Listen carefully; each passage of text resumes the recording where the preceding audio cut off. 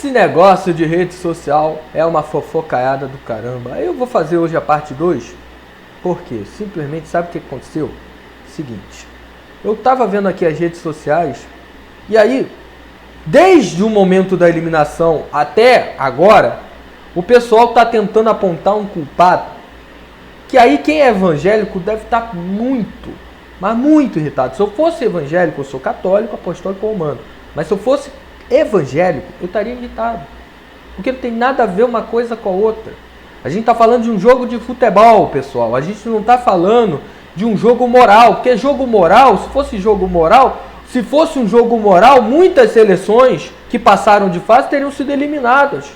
Porque tem jogador que está jogando a Copa e é acusado, por exemplo, de estupro. E são acusados de outros crimes graves e estão lá dentro do campo fazendo gol. E aí eu vou falar aqui para você que está me assistindo. Futebol não é uma coisa moral. Não é. É bola na rede, é um esporte. Onde as coisas são resolvidas no campo. E aí eu fico vendo o pessoal falando, não, mas o Brasil, a queda da seleção brasileira foi depois que a religião evangélica cresceu no Brasil. Vou falar um negócio, tá? Você pode não gostar do Neymar, você pode achar aquela coisa da faixa dele, 100% Jesus na testa. Aquilo ali uma hipocrisia, como eu também acho. Eu vou falar uma coisa aqui. Eu posso criticar o Neymar por várias coisas. Por várias coisas. Vamos lá. Eu posso criticar o fato de o Neymar, e isso eu tô falando já há tempo, tô falando em outros projetos, tô falando aqui nessa rede social, levei porrada ano passado nessa rede social, porque eu fui falar que o Neymar não tinha condição de jogar a Copa do Mundo, que ele tá bichado desde 2014. Neymar está bichado. Neymar não consegue mais jogar futebol. É um milagre ele estar andando. É um milagre ele conseguir correr. Aí tem gente que questiona, por que o Neymar é religioso? A maneira dele, né? Porque essa religião do Neymar é meio estranha, né? Porque essa fé em Jesus é só quando convém. Quando não convém, ele vai pra balada, enche a cara, esquece de Jesus, esquece dos princípios religiosos. Ele só lembra dos princípios religiosos quando convém. Seja numa derrota que ele está totalmente sendo esculhambado pelas redes sociais, e aí ele bota lá uma frase neopentecostal, ou então seja porque ele venceu, aí beleza, ele amarra lá a faixa 100% Jesus e tal, tudo certo. Eu já falei, eu acho isso uma hipocrisia, mas é aquilo. Eu vou criticar o Neymar dentro de campo. No máximo, eu posso criticar por isso. Mas eu nunca fiz esse tipo de crítica pública, tá? Primeira vez que eu tô fazendo. Da questão da fé de aparência. Porque não me interessa esse tipo de comentário, porque eu quero o Neymar jogando e fazendo gol. O Rafinha, meu problema com o Rafinha não é o Rafinha apoia o PT. Não, o Rafinha, o meu problema com ele é que ele é um jogador metido, arrogante, nariz empinado, acha que é europeu. No ano passado, quando teve o Mundial de Clubes, ficou descendo o cacete no Mundial de Clubes. Era um absurdo os jogadores jogarem o Mundial de Clubes nas férias dele. Eu fico pensando, cara, o cara joga futebol, ganha dinheiro pra jogar futebol e não quer jogar futebol? Então beleza, dá a vaga pra outro. Tanto moleque queria estar nesse momento no lugar do Rafinha na seleção brasileira. Parece que obrigaram, botaram uma arma na cabeça dele pra ele ser jogador de futebol e pra ele jogar na seleção. Ele poderia recusar a convocação. Você sabia que o jogador de futebol ele pode recusar a convocação? Vocês sabiam disso? Ele pode. Ele pode recusar a jogar com a camisa da seleção do país dele. Mas é raro um jogador de futebol fazer isso, porque é o auge da carreira do cara. É igual você que está me assistindo agora, você que está aí no teu emprego. Você vai recusar uma promoção onde você vai ganhar muito mais no teu emprego? Só se você for retardado. Só se fosse maluco. Eu não vou criticar o Neymar porque, mas ele é evangélico. O problema é dele. Kaká era evangélico. O problema é dele. O problema é dele com Deus.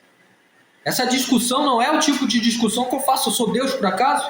Eu vou julgar porque o Neymar é um evangélico, entre aspas, é um pentecostal, entre aspas, é um pentecostal de aparência. É problema dele com Deus, não é problema meu. Tem coisas que não cabe a gente ficar aqui na rede social, não cabe para o jornalismo, e muito menos para o jornalismo esportivo ficar criticando isso.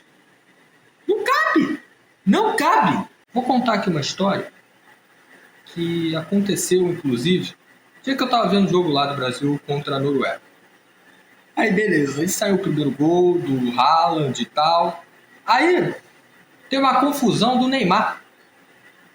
Teve uma confusão lá, uma briga lá que o Neymar se envolveu. Aí a comentarista da partida, não vou citar o canal, não vou citar o nome. Aí a comentarista da partida desceu o cacete no Neymar. Desceu o cacete. Falou um monte de coisa. Disse que é para isso que o Neymar foi para a Copa, não sei o quê. Eu acho que pela frase vocês já sabem quem é, mas eu não vou citar nome. Não vou citar nome nem da comentarista, nem do comentário que eu vi à noite de uma outra pessoa já no dia seguinte.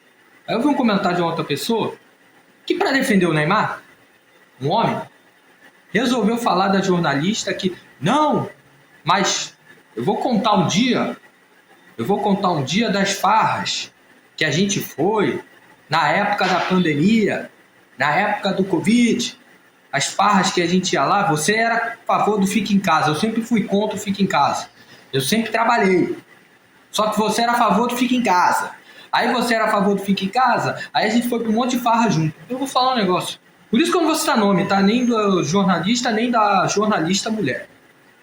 O jornalista era casado. Olha aí, eu fui investigar, né?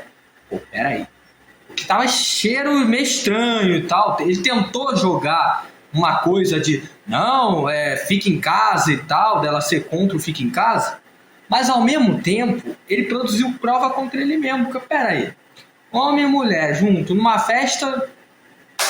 Ai, meu Jesus amado, os caras produzem evidência contra eles mesmos. Meu Deus do céu.